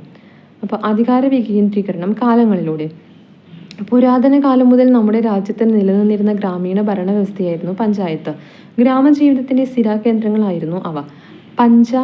അതായത് 5 ആയത്, യോഗം അഥവാ സമ്മേളനം എന്നീ സംസ്കൃത പദങ്ങൾ ചേർന്നാണ് പഞ്ചായത്ത് എന്ന പദം രൂപപ്പെട്ടത്. ബ്രിട്ടീഷ് ആധിപത്യത്തോടെ ഇന്ത്യയിൽ പഞ്ചായത്ത് ഭരണ സംവിധാനം ദുർബലമാകാൻ തുടങ്ങി. എന്നാൽ 1882 റിപ്പൺ പ്രഭു ബ്രിട്ടീഷ് ഇന്ത്യയിൽ കൊണ്ടുവന്ന പരിഷ്കാരങ്ങളാണ് തദ്ദേശ സ്വയംഭരണ സ്ഥാപനങ്ങൾക്ക് പുതുജീവൻ നൽകിയത്. 1935 ഗവൺമെൻറ് ഓഫ് ഇന്ത്യ ആക്ട് നിലവിൽ വന്നതോടുകൂടി പ്രാദേശിക ഭരണ സ്ഥാപനങ്ങൾക്ക് കൂടുതൽ അധികാരങ്ങൾ നൽകുകയും അവ പുനഃസംഘടിപ്പിക്കപ്പെടുകയും ചെയ്തു. അധികാര വികേന്ദ്രീകരണം കാലങ്ങളിലൂടെ പുരാതന കാലം മുതൽ നമ്മുടെ രാജ്യത്ത് നിലനിന്നിരുന്ന ഗ്രാമീണ ഭരണവ്യവസ്ഥ തന്നെയായിരുന്നു പഞ്ചായത്ത്. ഗ്രാമജീവിതത്തിൻ്റെ സ്ഥിരകേന്ദ്രങ്ങളായിരുന്നു അവ. 5 ആയത്, യോഗം അഥവാ സമ്മേളനം എന്നീ സംസ്കൃത പദങ്ങൾ ചേർന്നാണ് പഞ്ചായത്ത് എന്ന പദം രൂപപ്പെട്ടത്. ബ്രിട്ടീഷ് ആധിപത്യത്തോടെ ഇന്ത്യയിൽ പഞ്ചായത്ത് ഭരണ സംവിധാനം ദുർബലമാകാൻ തുടങ്ങിയെങ്കിലും 1882 റിപ്പൺ പ്രഭുവാണ് ബ്രിട്ടീഷ് ഇന്ത്യയിൽ കൊണ്ടുവന്ന പരിഷ്കാരങ്ങൾ തദ്ദേശ സ്വയംഭരണ സ്ഥാപനങ്ങൾ എന്ന ഒരു പരിഷ്കാരം 1882 ലോർഡ് റിപ്പൺ പ്രഭുവാണ് കൊണ്ടുവന്നത്. 1935 ഗവൺമെൻറ് ഓഫ് ഇന്ത്യ ആക്ട് നിലവിൽ വന്നതോടുകൂടി പ്രാദേശിക ഭരണ സ്ഥാപനങ്ങൾക്ക് കൂടുതൽ അധികാരങ്ങൾ നൽകുകയും അവ പുനഃസംഘടിപ്പിക്കപ്പെടുകയും ചെയ്തു. അടുത്തത് അധികാര വികേന്ദ്രീകരണം ഭരണഘടനയിൽ. ഇന്ത്യൻ ഭരണഘടനയിൽ നിർദ്ദേശക തത്വങ്ങളുടെ ഭാഗമായി അനുച്ഛേദം 40 ആണ് പഞ്ചായത്തുകളുടെ രൂപീകരണത്തെക്കുറിച്ച് പ്രതിപാദിക്കുന്നത്. എങ്കിലും ശക്തമായ പ്രാദേശിക ഭരണ സംവിധാനത്തിൻ്റെ അഭാവം ഇന്ത്യയിലെ ഗ്രാമീണ വികസന പ്രവർത്തനങ്ങളെ പ്രതികൂലമായി ബാധിച്ചു. ഇത് പരിഹരിക്കുന്നതിനും പ്രാദേശിക ഭരണ സംവിധാനം ശക്തിപ്പെടുത്തുന്നതിനുമായി നിരവധി കമ്മിറ്റികൾ നിയോഗിക്കപ്പെട്ടു. അവയിൽ പ്രധാനപ്പെട്ടവയാണ് ബൽവന്ത് റായ് മേത്തയുടെയും അശോക് മേത്തയുടെയും നേതൃത്വത്തിൽ രൂപീകരിക്കപ്പെട്ട കമ്മിറ്റികൾ. ഇന്ത്യൻ ഭരണഘടനയിൽ നിർദ്ദേശക തത്വങ്ങളുടെ ഭാഗമായിട്ട് അനുച്ഛേദം 40 പഞ്ചായത്തുകളുടെ രൂപീകരണത്തെക്കുറിച്ച് പ്രതിപാദിക്കുന്നത്. അപ്പോൾ അനുച്ഛേദം 40 പഞ്ചായത്തുകളുടെ രൂപീകരണത്തെക്കുറിച്ച് പ്രതിപാദിക്കുന്നത്. എങ്കിലും ശക്തമായ പ്രാദേശിക ഭരണ സംവിധാനത്തിൻ്റെ അഭാവം ഇന്ത്യയിലെ ഗ്രാമീണ വികസന പ്രവർത്തനങ്ങളെ പ്രതികൂലമായിട്ട് ബാധിച്ചു. ഇത് പരിഹരിക്കുന്നതിനും പ്രാദേശിക ഭരണ സംവിധാനം ശക്തിപ്പെടുത്തുന്നതിനുമായിട്ട് നിരവധി കമ്മിറ്റികൾ നിയോഗിക്കപ്പെട്ടു. അവയിൽ പ്രധാനപ്പെട്ട 2 കമ്മിറ്റിയാണ് ബൽവന്ത് റായ് മേത്ത കമ്മിറ്റി, അശോക് മേത്ത കമ്മിറ്റി. എന്താണ് ആ കമ്മിറ്റികൾ ശുപാർശ ചെയ്യുന്നതെന്ന് നോക്കാം. ആദ്യം ബൽവന്ത് റായ് മേത്ത കമ്മിറ്റി ശുപാർശ 1957 ത്രിതല പഞ്ചായത്ത് സംവിധാനം, ഗ്രാമപഞ്ചായത്ത്, പഞ്ചായത്ത് സമിതി, ജില്ലാ പരിഷത്ത് എന്നിവ. ആസൂത്രണ വികസന പ്രവർത്തനങ്ങൾക്കുള്ള അധികാരം പഞ്ചായത്ത് സമിതികൾക്ക്, മേൽനോട്ടവും സംഘാടനവും ജില്ലാ പരിഷത്തിന്. ഗ്രാമപഞ്ചായത്തുകളിൽ പ്രത്യക്ഷ തെരഞ്ഞെടുപ്പ്, ജില്ലാ പരിഷത്ത്, പഞ്ചായത്ത് സമിതി എന്നിവിടങ്ങളിലേക്ക് പരോക്ഷ തെരഞ്ഞെടുപ്പ്. അശോക് മേത്ത കമ്മിറ്റി 1978 ശുപാർശ ചെയ്യുന്ന ദ്വിതല പഞ്ചായത്ത് സംവിധാനം, മണ്ഡൽ പഞ്ചായത്ത്, ജില്ലാ പരിഷത്ത് എന്നിവ. ജില്ലാ പരിഷത്തിനായിരിക്കും ജില്ലാതല ആസൂത്രണ ചുമതല. മണ്ഡൽ പഞ്ചായത്തുകൾക്ക് ഗ്രാമങ്ങളുടെ ചുമതല. പഞ്ചായത്ത് സ്ഥാപനങ്ങൾക്ക് ഭരണഘടനാ സാധ്യത നൽകും. പട്ടികജാതി പട്ടികവർഗ സംവരണം. അപ്പോൾ 1957 ബൽവന്ത് റായ് മേത്ത കമ്മിറ്റി ശുപാർശ ചെയ്ത ത്രിതല പഞ്ചായത്തിന് ആദ്യം ശുപാർശ ചെയ്ത കമ്മിറ്റി ഏതായെന്ന് ക്വസ്റ്റ്യൻ വരുമ്പോൾ ബൽവന്ത് റായ് മേത്ത കമ്മിറ്റിയാണ്. ഗ്രാമപഞ്ചായത്ത്, പഞ്ചായത്ത് സമിതി, ജില്ലാ പരിഷത്ത് എന്നിവയാണ് ത്രിതല പഞ്ചായത്തായിട്ട് പറയുന്നത്. ആസൂത്രണ വികസന പ്രവർത്തനങ്ങൾക്കുള്ള അധികാരം പഞ്ചായത്ത് സമിതികൾക്ക്, മേൽനോട്ടവും സംഘാടനവും ജില്ലാ പരിഷത്തിന്. ഗ്രാമപഞ്ചായത്തുകളിൽ പ്രത്യക്ഷ തെരഞ്ഞെടുപ്പും ജില്ലാ പരിഷത്ത്, പഞ്ചായത്ത് സമിതി എന്നിവിടങ്ങളിൽ പരോക്ഷ തെരഞ്ഞെടുപ്പുമാണ് ശുപാർശ ചെയ്യുന്നത്. അശോക് മേത്ത കമ്മിറ്റി ഒരു ദ്വിതല പഞ്ചായത്താണ് ശുപാർശ ചെയ്യുന്നത്. മണ്ഡൽ പഞ്ചായത്ത്, ജില്ലാ പരിഷത്ത് എന്നിങ്ങനെയാണ് 2 ദ്വിതല പഞ്ചായത്തുകൾ. ജില്ലാ പരിഷത്തിനായിരിക്കും ജില്ലാതല ആസൂത്രണ ചുമതല. മണ്ഡൽ പഞ്ചായത്തുകൾക്ക് ഗ്രാമങ്ങളുടെ ചുമതലയും. പഞ്ചായത്ത് സ്ഥാപനങ്ങൾക്ക് ഭരണഘടനാ സാധുത നൽകണമെന്നും അശോക് മേത്ത കമ്മിറ്റി ശുപാർശ ചെയ്യുന്നുണ്ട്. പട്ടികജാതി പട്ടികവർഗ സംവരണം ശുപാർശ ചെയ്യുന്നതും അശോക് മേത്ത കമ്മിറ്റിയാണ്. അപ്പോൾ തുടക്കം രാജസ്ഥാനിൽ. ബൽവന്ത് റായ് മേത്ത കമ്മിറ്റിയുടെ ശുപാർശ പ്രകാരം ഇന്ത്യയിൽ ആദ്യമായി പഞ്ചായത്തി രാജ് സംവിധാനം നടപ്പിൽ വന്നത് രാജസ്ഥാനിലാണ്. 1959 ഒക്ടോബർ 2 രാജസ്ഥാനിലെ നഗൌർ ജില്ലയിൽ പ്രധാനമന്ത്രി ജവഹർലാൽ നെഹ്റു പദ്ധതി ഉദ്ഘാടനം ചെയ്തു. അതേ വർഷം തന്നെ ആന്ധ്രാപ്രദേശിലും തുടർന്ന് തമിഴ്നാട്ടിലും പശ്ചിമ ബംഗാളിലും പഞ്ചായത്ത് രാജ് സംവിധാനം നിലവിൽ വന്നു. അപ്പോൾ ബൽവന്ത് റായ് മേത്ത കമ്മിറ്റിയുടെ ശുപാർശ പ്രകാരം ഇന്ത്യയിൽ ആദ്യമായി പഞ്ചായത്ത് രാജ് സംവിധാനം നടപ്പിൽ വന്നത് 1959 ഒക്ടോബർ 2 രാജസ്ഥാനിലാണ്. രാജസ്ഥാനിലെ നാഗൌർ ജില്ലയിൽ പ്രധാനമന്ത്രി ജവഹർലാൽ നെഹ്റുവാണ് പദ്ധതി ഉദ്ഘാടനം ചെയ്തത്. 1959 ഒക്ടോബർ 2 പഞ്ചായത്ത് രാജ് ആദ്യമായിട്ട് നിലവിൽ വന്നത്. ബൽവന്ത് റായ് മേത്ത കമ്മിറ്റിയുടെ ശുപാർശ പ്രകാരം രാജസ്ഥാനിലാണ് ഇത് നിലവിൽ വന്നത്. അതേ വർഷം തന്നെ ആന്ധ്രാപ്രദേശിലും തുടർന്ന് തമിഴ്നാട്ടിലും പശ്ചിമ ബംഗാളിലും പഞ്ചായത്ത് രാജ് സംവിധാനം നിലവിൽ വന്നു. അപ്പോൾ ഇത് SCERT വന്നത് തന്നെ SCERT ബോക്സിൽ സൂചിപ്പിച്ച കാരണം തന്നെ ക്വസ്റ്റ്യൻ വരാൻ സാധ്യതയുണ്ട്. ആദ്യമായിട്ട് പഞ്ചായത്ത് രാജ് നിലവിൽ വന്നത് എവിടെയെന്ന് ചോദിക്കാം. രാജസ്ഥാനിലെ നഗോർ ജില്ലയിൽ 1959 ഒക്ടോബർ 2 പഞ്ചായത്ത് രാജ് സംവിധാനം നിലവിൽ വന്നത്. അടുത്തത് ഭരണഘടനാ ഭേദഗതി. അധികാര വികേന്ദ്രീകരണവുമായി ബന്ധപ്പെട്ട വിവിധ കമ്മിറ്റികളുടെ ശുപാർശകൾ രാജ്യവ്യാപകമായി നടപ്പാക്കുന്നതിലെ കാലതാമസം തദ്ദേശ സ്വയംഭരണ സ്ഥാപനങ്ങളുടെ ശാക്തീകരണത്തിനും ഏകീകൃത ഘടനയ്ക്കും തടസ്സമായി. അതിനാൽ തദ്ദേശ സ്വയംഭരണ സ്ഥാപനങ്ങൾക്ക് ഭരണഘടനാ സാധുത നൽകുവാൻ തീരുമാനിച്ചു. 1992 73-74 ഭരണഘടനാ ഭേദഗതികൾ പ്രകാരം തദ്ദേശ സ്വയംഭരണ സ്ഥാപനങ്ങൾക്ക് കൂടുതൽ അധികാരങ്ങൾ ലഭ്യമായി. 73-ാം ഭരണഘടനാ ഭേദഗതിയിലൂടെ പഞ്ചായത്ത് രാജ് നിയമവും 74-ാം ഭരണഘടനാ ഭേദഗതിയിലൂടെ നഗരപാലിക നിയമവും നിലവിൽ വന്നു. അപ്പോൾ അധികാര വികേന്ദ്രീകരണവുമായി ബന്ധപ്പെട്ട വിവിധ കമ്മിറ്റികളുടെ ശുപാർശകൾ രാജ്യവ്യാപകമായി നടപ്പാക്കുന്നതിലെ കാലതാമസം തദ്ദേശ സ്വയംഭരണ സ്ഥാപനങ്ങളുടെ ശാക്തീകരണത്തിനും ഏകീകൃത ഘടനയ്ക്കും തടസ്സമായി. അതിനാൽ തദ്ദേശ സ്വയംഭരണ സ്ഥാപനങ്ങൾക്ക് ഭരണഘടനാ സാധുത നൽകുവാൻ തീരുമാനിച്ചു. 1992 73-74 ഭരണഘടനാ ഭേദഗതികൾ പ്രകാരം തദ്ദേശ സ്വയംഭരണ സ്ഥാപനങ്ങൾക്ക് കൂടുതൽ അധികാരങ്ങൾ ലഭ്യമായി. 73-ാം ഭരണഘടനാ ഭേദഗതിയിലൂടെ പഞ്ചായത്ത് രാജ് നിയമവും 74-ാം ഭരണഘടനാ ഭേദഗതിയിലൂടെ നഗരപാലിക നിയമവും നിലവിൽ വന്നു. അപ്പോൾ എന്താണ് 73-ാം ഭരണഘടനാ ഭേദഗതി, 74-ാം ഭരണഘടനാ ഭേദഗതി എന്നിവ എന്തെന്ന് നോക്കാം. 73-ാം ഭരണഘടനാ ഭേദഗതി. പഞ്ചായത്ത് രാജ് സംവിധാനം. ഗ്രാമസഭകളുടെ രൂപീകരണം, ഭരണകാലാവധി 5 വർഷം, പട്ടികജാതി പട്ടികവർഗ സംവരണം, വനിതാ സംവരണം, തെരഞ്ഞെടുപ്പ് ചുമതല സംസ്ഥാന തെരഞ്ഞെടുപ്പ് കമ്മീഷനാണ്. 5 വർഷത്തിലൊരിക്കൽ ധനകാര്യ കമ്മീഷൻ, ത്രിതല പഞ്ചായത്ത് സംവിധാനം, ഗ്രാമപഞ്ചായത്ത്, ബ്ലോക്ക് പഞ്ചായത്ത്, ജില്ലാ പഞ്ചായത്ത് എന്നിവയ്ക്ക് ശുപാർശ ചെയ്യുന്നത് പഞ്ചായത്ത് രാജ് 73-ാം ഭരണഘടനാ ഭേദഗതിയിലൂടെയാണ്. 74-ാം ഭരണഘടനാ ഭേദഗതിയിലൂടെ വാർഡ് സഭകളുടെ രൂപീകരണം, ഭരണകാലാവധി 5 വർഷം, പട്ടികജാതി പട്ടികവർഗ സംവരണം, വനിതാ സംവരണം, തെരഞ്ഞെടുപ്പ് ചുമതല സംസ്ഥാന തെരഞ്ഞെടുപ്പ് കമ്മീഷന്, 5 വർഷത്തിലൊരിക്കൽ ധനകാര്യ കമ്മീഷൻ, 2 തരം നഗര തദ്ദേശഭരണ സ്ഥാപനങ്ങൾ, നഗർ പഞ്ചായത്ത്, മുനിസിപ്പൽ കൗൺസിൽ, കേരളത്തിൽ മുനിസിപ്പാലിറ്റി അല്ലെങ്കിൽ കോർപ്പറേഷൻ. 2 തരം നഗര തദ്ദേശഭരണ സ്ഥാപനങ്ങൾ, നഗർ പഞ്ചായത്ത്, മുനിസിപ്പൽ കൗൺസിൽ, കേരളത്തിൽ മുനിസിപ്പാലിറ്റി അല്ലെങ്കിൽ കോർപ്പറേഷൻ എന്നിവയാണ് പറഞ്ഞത്. അപ്പോൾ 73-ാം ഭരണഘടനാ ഭേദഗതിയിലൂടെ പഞ്ചായത്ത് രാജ് സംവിധാനവും 74-ാം ഭരണഘടനാ ഭേദഗതിയിലൂടെ നഗരപാലിക സംവിധാനവും നിലവിൽ വന്നു. 1992 ഇത് നിലവിൽ വന്നത്. അതുകൊണ്ട് തന്നെ തദ്ദേശ സ്വയംഭരണ സ്ഥാപനങ്ങൾക്ക് ഭരണഘടനാ പദവി ലഭിച്ചു, കൂടുതൽ അധികാരങ്ങൾ ലഭിച്ചു. അപ്പോൾ ഇവിടെ ക്വസ്റ്റ്യൻസ് കൊടുത്തിട്ടുണ്ട്. ഇന്ത്യയിലെ ഗ്രാമീണ അധികാര വികേന്ദ്രീകരണ സംവിധാനം ഏത് പേരിൽ അറിയപ്പെടുന്നു? ഇന്ത്യയിലെ ഗ്രാമീണ അധികാര വികേന്ദ്രീകരണ സംവിധാനം പഞ്ചായത്ത് രാജ് എന്ന പേരിലാണ് അറിയപ്പെടുന്നത്. പഞ്ചായത്ത് രാജ് സംവിധാനത്തിൻ്റെ അടിസ്ഥാന ഘടകം ഗ്രാമസഭയാണ്.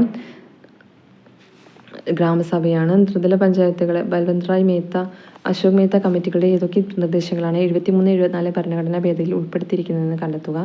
ത്രിതല പഞ്ചായത്ത് സംവിധാനത്തിൽ 3 തലങ്ങൾ ഗ്രാമപഞ്ചായത്ത്, ബ്ലോക്ക് പഞ്ചായത്ത്, ജില്ലാ പഞ്ചായത്ത് എന്നിവയാണ്. അപ്പോൾ കേരളത്തിലെ തദ്ദേശ സ്വയംഭരണ സ്ഥാപനങ്ങളെക്കുറിച്ചുള്ള ഘടന നോക്കാം. പഞ്ചായത്ത് രാജ് സംവിധാനത്തിൽ ജില്ലാ പഞ്ചായത്ത്, ബ്ലോക്ക് പഞ്ചായത്ത്, ഗ്രാമപഞ്ചായത്ത് എന്നിങ്ങനെ 3 സംവിധാനങ്ങളാണുള്ളത്. നഗരപാലിക സംവിധാനത്തിൽ മുനിസിപ്പൽ കൗൺസിലും, അതായത് മുനിസിപ്പാലിറ്റി, മുനിസിപ്പൽ കോർപ്പറേഷനുമാണ് ഉള്ളത്. അടുത്തത് ജനകീയാസൂത്രണം കേരളത്തിൽ. 73-74 ഭരണഘടനാ ഭേദഗതികളെ തുടർന്ന് 1996 കേരളത്തിൽ നടപ്പിലാക്കിയ അധികാര വികേന്ദ്രീകരണ പ്രക്രിയ ജനകീയ ആസൂത്രണം എന്ന പേരിൽ അറിയപ്പെടുന്നു. പ്രാദേശിക ഭരണ സംവിധാനത്തിന് കൂടുതൽ അധികാരങ്ങളും ചുമതലകളും നൽകി അവ നടപ്പിലാക്കുന്നതിനാവശ്യമായ ഉദ്യോഗസ്ഥർ, സ്ഥാപനങ്ങൾ, ഫണ്ട് എന്നിവ ലഭ്യമാക്കാൻ ജനകീയ ആസൂത്രണം വഴിയൊരുക്കി. ഈ ഭരണഘടനാ ഭേദഗതികളുടെ ഫലമായി തദ്ദേശ സ്വയംഭരണ സ്ഥാപനങ്ങളിൽ 33% സ്ത്രീ സംവരണം ഏർപ്പെടുത്തിയിരുന്നു. തുടർന്ന് 2005 പഞ്ചായത്ത് രാജ് ആക്ട് ഭേദഗതിയിലൂടെ തദ്ദേശ സ്വയംഭരണ സ്ഥാപനങ്ങളിൽ സ്ത്രീ പ്രാതിനിധ്യം 50% ഉയർത്തി. തദ്ദേശ സ്വയംഭരണ സ്ഥാപനങ്ങളുടെ പദ്ധതി വിഹിതത്തിൽ 10% സ്ത്രീകൾക്ക് മാത്രമുള്ള പദ്ധതികൾക്കായി മാറ്റിവെക്കുന്നുണ്ട്. അങ്ങനെ കാര്യക്ഷമമായ അധികാര വികേന്ദ്രീകരണ പ്രക്രിയയിലൂടെ കേരളം രാജ്യത്തിന് മാതൃകയായി. ജനകീയ ആസൂത്രണം കേരളത്തിൽ 73-74 ഭരണഘടനാ ഭേദഗതികളെ തുടർന്ന് 1996 കേരളത്തിൽ നടപ്പിലാക്കിയ അധികാര വികേന്ദ്രീകരണ പ്രക്രിയ ജനകീയ ആസൂത്രണം എന്ന പേരിൽ അറിയപ്പെടുന്നു. പ്രാദേശിക ഭരണ സംവിധാനത്തിന് കൂടുതൽ അധികാരങ്ങളും ചുമതലകളും നൽകി അവ നടപ്പിലാക്കുന്നതിനാവശ്യമായി ഉദ്യോഗസ്ഥർ, സ്ഥാപനങ്ങൾ, ഫണ്ട് എന്നിവ ലഭ്യമാക്കാൻ ജനകീയ ആസൂത്രണം വഴിയൊരുക്കി. ഈ ഭരണഘടനാ ഭേദഗതികളുടെ ഫലമായി തദ്ദേശ സ്വയംഭരണ സ്ഥാപനങ്ങളിൽ 33% സ്ത്രീ സംവരണം ഏർപ്പെടുത്തിയിരുന്നു. തുടർന്ന് 2005 പഞ്ചായത്തി രാജ് ആക്ട് ഭേദഗതിയിലൂടെ തദ്ദേശ സ്വയംഭരണ സ്ഥാപനങ്ങളിൽ സ്ത്രീ പ്രാതിനിധ്യം 50% ഉയർത്തി. തദ്ദേശ സ്വയംഭരണ സ്ഥാപനങ്ങളുടെ പദ്ധതി വിഹിതത്തിൽ 10% സ്ത്രീകൾക്ക് മാത്രമുള്ള പദ്ധതികൾക്കായി മാറ്റിവെക്കുന്നുണ്ട്.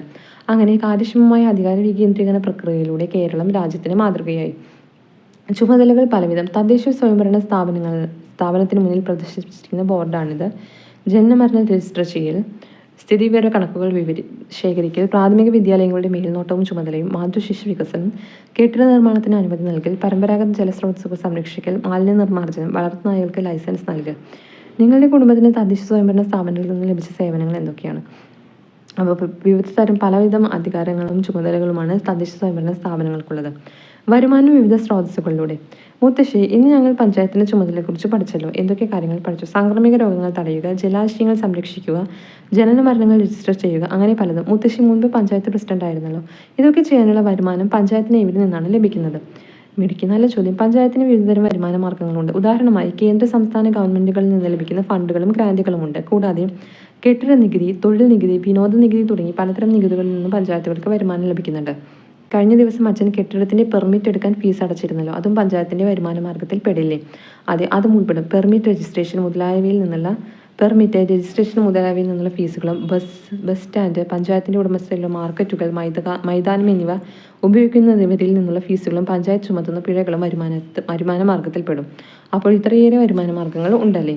ഉണ്ട്. പക്ഷേ ഓരോ പഞ്ചായത്തും സ്ഥിതി ചെയ്യുന്ന പ്രദേശത്തിൻ്റെ സ്വഭാവം അനുസരിച്ച് വരുമാനത്തിൽ വ്യത്യാസം വരും എന്നത് മറക്കേണ്ട. പ്രാദേശിക വികസനം സാധ്യമാകണമെങ്കിൽ പഞ്ചായത്തിന് ധാരാളം വരുമാനം വേണ്ട. ഇത് മാത്രമല്ല, സർക്കാർ അംഗീകാരത്തോടെ വിവിധതരം വായ്പകളും ഗുണഭോക്താക്കളിൽ നിന്ന് ഈടാക്കുന്ന വിഹിതങ്ങളും നിബന്ധനകളോടുകൂടി സ്വീകരിക്കുന്ന സംഭാവനകളും വരുമാനത്തിൽ ഉൾപ്പെടുന്നുണ്ട് കേട്ടോ. അപ്പോൾ തദ്ദേശ സ്വയംഭരണ സ്ഥാപനങ്ങളുടെ വരുമാന സ്രോതസ്സുകൾ ഏതൊക്കെയാണെന്ന് നോക്കാം. കേന്ദ്ര സംസ്ഥാന ഗവൺമെൻറ്റുകളിൽ നിന്ന് ലഭിക്കുന്ന ഫണ്ടുകളും ഗ്രാൻറ്റുകളും, പിന്നെ കെട്ടിട നികുതി, തൊഴിൽ നികുതി തുടങ്ങിയ നികുതികളിൽ നിന്ന്, പെർമിറ്റ്, രജിസ്ട്രേഷൻ ഫീസ് തുടങ്ങിയവ, മാർക്കറ്റുകൾ, മൈതാനം എന്നിവ ഉപയോഗിക്കുന്നവരിൽ നിന്നുള്ള ഫീസ്, പഞ്ചായത്ത് ചുമത്തുന്ന പിഴകളിൽ നിന്നുള്ള വരുമാനം, സർക്കാർ അംഗീകാരത്തോടെ വിവിധതരം വായ്പകളും ഗുണഭോക്താക്കളിൽ നിന്നും ഈടാക്കുന്ന വിഹിതങ്ങളും നിബന്ധനകളോടുകൂടി സ്വീകരിക്കുന്ന സംഭാവനകളും എന്നിവയൊക്കെയാണ് പഞ്ചായത്ത് നിന്നുള്ള വരുമാന മാർഗ്ഗങ്ങൾ. അടുത്തത് പ്രതിസന്ധികളും വെല്ലുവിളികളും. അധികാര വികേന്ദ്രീകരണത്തിലൂടെ കേരളം ജനകീയാസൂത്രണം ഉൾപ്പെടെ ഏറെ നേട്ടങ്ങൾ സ്വായത്തമാക്കിയെങ്കിലും നിരവധി വെല്ലുവിളികളും നേരിടുന്നുണ്ട്. തദ്ദേശ സ്വയംഭരണ സ്ഥാപനങ്ങൾ നേരിടുന്ന വെല്ലുവിളികൾ എന്ന വിഷയത്തിൽ മിലൻ തയ്യാറാക്കിയ സെമിനാർ പ്രബന്ധത്തിൻ്റെ പോസ്റ്ററാണിത്. തദ്ദേശ സ്വയംഭരണ സ്ഥാപനങ്ങൾ നേരിടുന്ന വെല്ലുവിളികൾ. അധികാര വികേന്ദ്രീകരണം കാൽനൂറ്റാണ്ട് പിന്നിടുമ്പോൾ നേട്ടങ്ങൾ മാത്രം ഉയർത്തിപ്പിടിക്കാതെ പരിമിതികൾ കൂടി തിരിച്ചറിഞ്ഞ് കൂടുതൽ കാര്യക്ഷമമായി പ്രവർത്തിക്കേണ്ടത് അനിവാര്യമാണ്. തദ്ദേശ സ്വയംഭരണ സ്ഥാപനങ്ങൾ നേരിടുന്ന പ്രധാന വെല്ലുവിളികളും പ്രശ്നങ്ങളും ചുവടെ ചേർക്കുന്നു. പദ്ധതി വിഹിതം സമയബന്ധിതമായി ലഭിക്കാത്ത അവസ്ഥ, വികേന്ദ്രീകരണം പൂർണ്ണമായും നടപ്പാക്കപ്പെടാത്ത സാഹചര്യം, ഗ്രാമസഭകളിലെ കുറഞ്ഞ ജനപങ്കാളിത്തം, ഗ്രാമീണ മേഖലയിലെ പഞ്ചായത്തുകളുടെ തനതു വരുമാനത്തിലെ കുറവ്, ഭൗതിക സാഹചര്യങ്ങളുടെ അപര്യാപ്തത. പദ്ധതി വിഹിതം സമയബന്ധിതമായി ലഭിക്കാത്ത അവസ്ഥ, വികേന്ദ്രീകരണം പൂർണ്ണമായും നടപ്പാക്കപ്പെടാത്ത സാഹചര്യം, ഗ്രാമസഭകളിലെ കുറഞ്ഞ ജനപങ്കാളിത്തം, ഗ്രാമീണ മേഖലയിലെ പഞ്ചായത്തുകളിലെ തനതു വരുമാനത്തിലുള്ള കുറവ്, ഭൗതിക സാഹചര്യങ്ങളുടെ അപര്യാപ്തത എന്നിവയെല്ലാം തദ്ദേശ സ്വയംഭരണ സ്ഥാപനങ്ങൾ നേരിടുന്ന പ്രധാന വെല്ലുവിളികളാണ്. ജനാധിപത്യം അർത്ഥവത്താകുന്നത് അധികാരത്തിൽ ജനങ്ങളും പങ്കാളികളാകുമ്പോഴാണ്. അധികാര വികേന്ദ്രീകരണം ഇത് ഉറപ്പാക്കുന്നു. ഒരു സമൂഹത്തിലെ എല്ലാ വിഭാഗം ജനങ്ങളെയും ഭരണത്തിൽ പങ്കാളികളാകുന്ന പ്രക്രിയ കൂടിയാണിത്. അതുകൊണ്ട് തന്നെ അധികാര വികേന്ദ്രീകരണത്തിലെ വെല്ലുവിളികൾ തരണം ചെയ്തും അവ പരിഹരിച്ച് മുന്നോട്ട് പോകേണ്ടത് ജനാധിപത്യം ശക്തിപ്പെടുത്തുന്നതിന് അനിവാര്യമാണ്. നമ്മൾ ജനാധിപത്യം അർത്ഥവത്താകുന്നത് അധികാരത്തിൽ ജനങ്ങളും പങ്കാളികളാകുമ്പോൾ മാത്രമാണ്. അധികാര വികേന്ദ്രീകരണം ഇത് ഉറപ്പാക്കുന്നു. ഒരു സമൂഹത്തിലെ എല്ലാ വിഭാഗം ജനങ്ങളെയും ഭരണത്തിൽ പങ്കാളികളാകുന്ന പ്രക്രിയ കൂടിയാണിത്. അതുകൊണ്ട് തന്നെ അധികാര വികേന്ദ്രീകരണത്തിലെ വെല്ലുവിളികൾ തരണം ചെയ്തും അവ പരിഹരിച്ചും മുന്നോട്ട് പോകേണ്ടത് ജനാധിപത്യം ശക്തിപ്പെടുത്തുന്നതിന് അനിവാര്യമാണ്. അപ്പോൾ ഈ ചാപ്റ്ററിൽ ഇത്രയും കാര്യങ്ങളാണ് പറയുന്നത്. ഈ ചാപ്റ്ററിൻ്റെ PDF-ഉം ടെലിഗ്രാം ചാനൽ അവൈലബിൾ ആയിരിക്കും. അപ്പോൾ പഞ്ചായത്ത് രാജിനെ കുറിച്ച് പറയുന്ന 2 ചാപ്റ്റേഴ്സാണിത്. നിങ്ങൾക്ക് ഈ വീഡിയോ ഇഷ്ടമായെങ്കിൽ ലൈക്ക് ചെയ്യുക, ഷെയർ ചെയ്യുക.